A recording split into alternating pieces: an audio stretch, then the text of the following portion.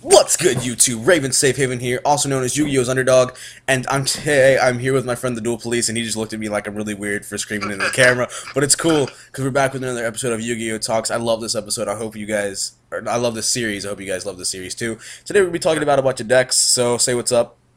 What's up? I'm the Duel Police. Good to see you guys.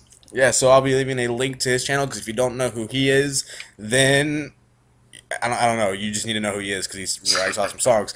But today we're going to be talking about 3 topics. What's a deck that you think that post-Techion is going to just die off, completely and feel like, oh, well, we had a good run, but it's too bad now? Really, there's 2, and say this one first. Mermails. Like, I really like Mermails. I think the deck is very good.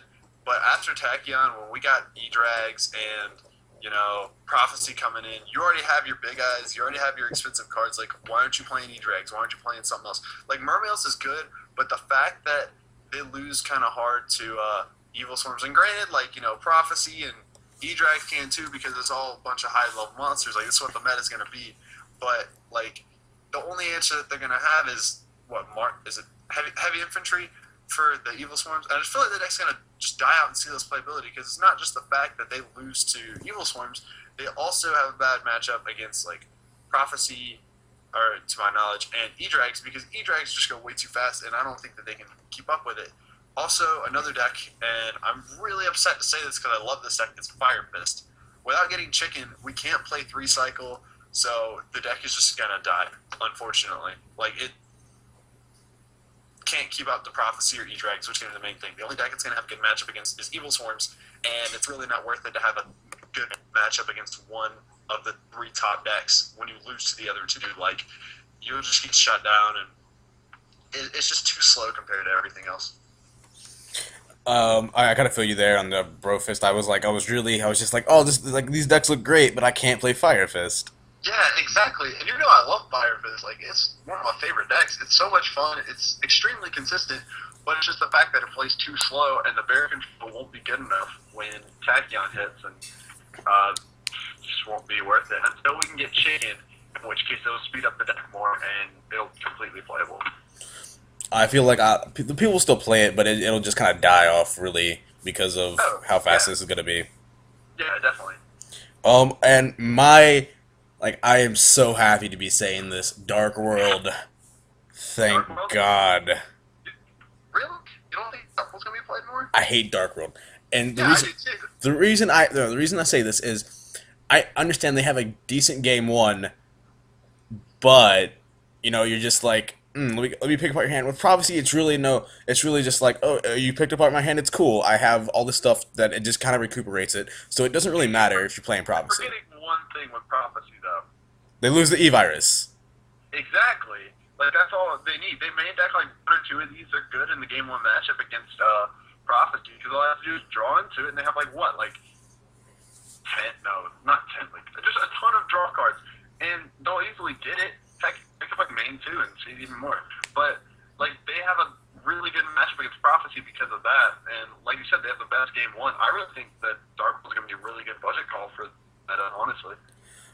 Like, I will say, like, they will get Prophecy on that note, but I feel like Prophecy is a little too fast for Dark World to handle. And I mean, it's all about drawing that Eradication Virus, and if you don't draw it, then it's, well, okay. And well, sure, yeah, but at the same time, they're searching through their stuff and they're going through their deck so fast, like, and they're like, okay, I gotta get all this stuff so then I can get my Priestess, and then I gotta wait a turn and I can play my Priestess. Like, okay, you're doing that. Let me just throw a Graph in the grave, summon a monster, and bounce it for Grapha, and I have a bigger monster than your Priestess. I'm just going to run over it. Like, I just feel like I feel like it'll do well. I don't feel like it'll do bad at all. It's one of the better decks to play if you're on budget. What, you can make Dark Worlds for, what, $30? I'm not going to say it's completely dead. I'm just saying it's going to die out more because of what's in the meta. And let me go ahead and get into the other reasons why. I mean, I understand that, you know, Graph is a discard outlet, and it's like, alright, I pop something, I pop Ophion against Evil Swarm, but, you know, what happens when they do have, you know, the Dress or the Safe Zone? Then what happens? It's like, because you can't summon back your Grapha now. No, but You have multiple Graphas, you have your Snows to search. Like, the deck just has a lot of ways to set up for that Grapha pop, and that's all it needs is just to pop it, and then they can start controlling with the Grapha. I don't know, like, even though they do have the bad matchup, like, quote-unquote, against Evil Swarms, I feel like they have ways to get around it. As long as they just play it conservatively, I don't think it would be too hard for them. I guess I can kind of see you going there because like I know Yeah. like they're really fast game one, but it's also the fact that game two Evil Swarms go okay I side macro, and like then you got and of course Yeah. all players are gonna side MSTs, but Yeah, I mean, the Dark World player is obviously going to have, like, the MSTs, maybe Death Tornado if he sides it, like Raikou, the usual spell and trap poppers, and then they just take care of that. See, I don't know, like, I feel like they can do really well. I feel like they have a decent chance against it. I want like they have a decent chance. I just feel like it's a lot harder for them. Yeah. And just like of course with E-Drags, it's just dumb because it's like cool. We don't care. Like no matter how bad you wreck that hand. It's like, oh, you made me discard a card? Okay. In phase, activate, what is that card? Super Rejuve? Yeah, it's cool. like... Draw like 5.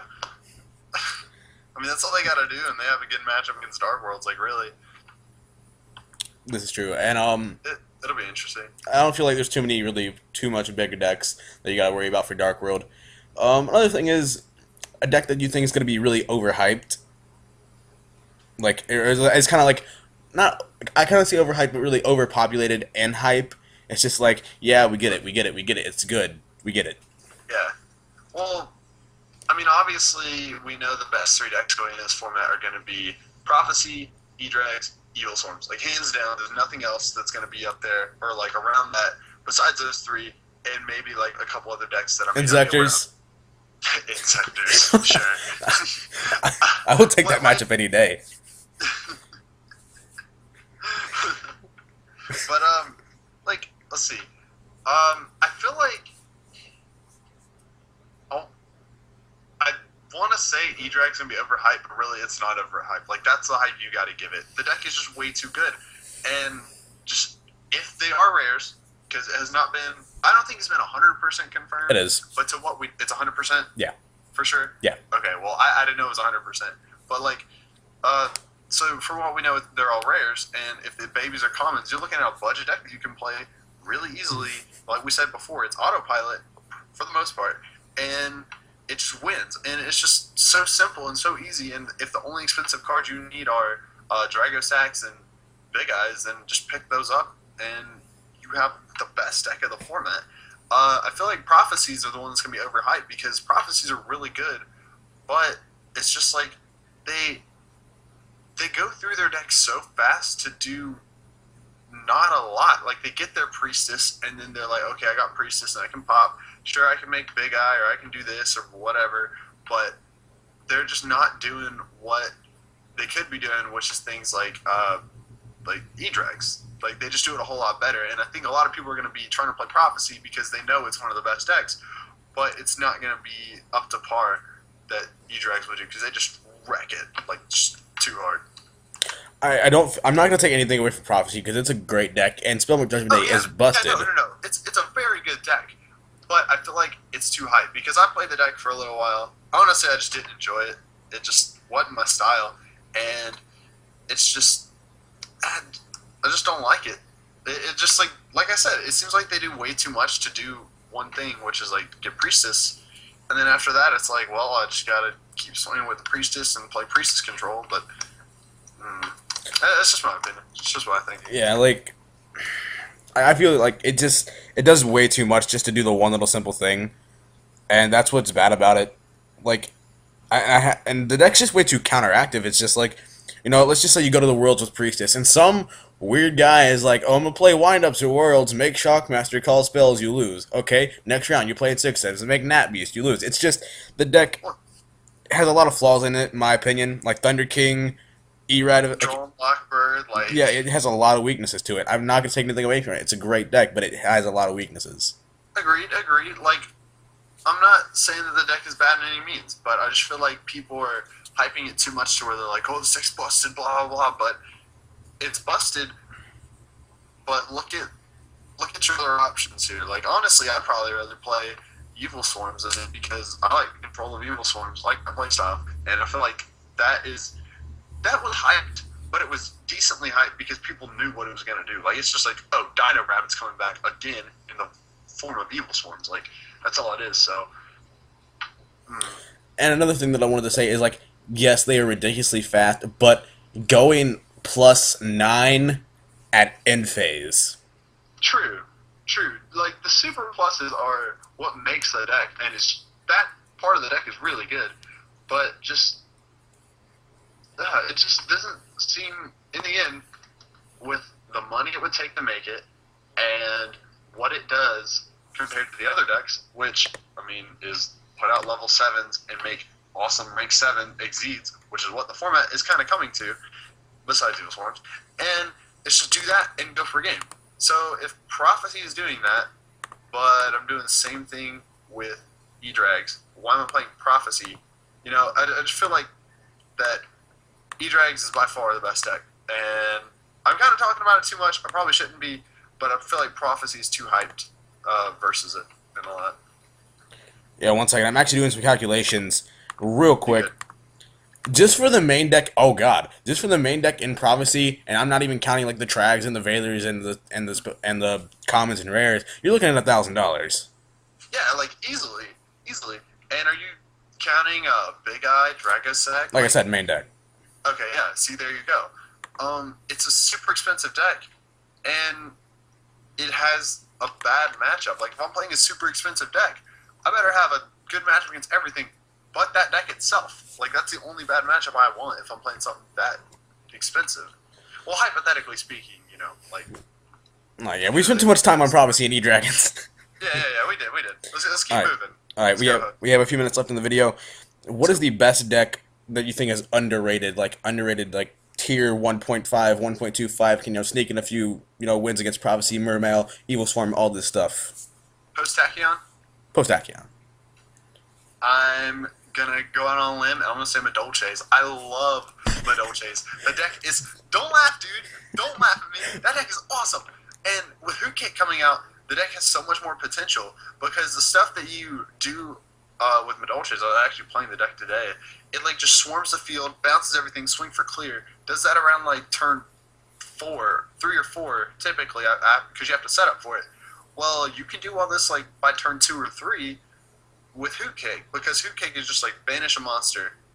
It's like turn 1, card, draw 2. Turn 2, Hoot Kick, banish the card, Messenger Gelato, search for the field spell. Like, it works so much faster, and it can push more on the board, and I feel like it can do pretty well.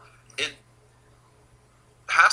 can struggle at times against the other decks, because, yeah, the deck does kind of play slow, but Madolches do have a better chance now with the Hoot Kick support.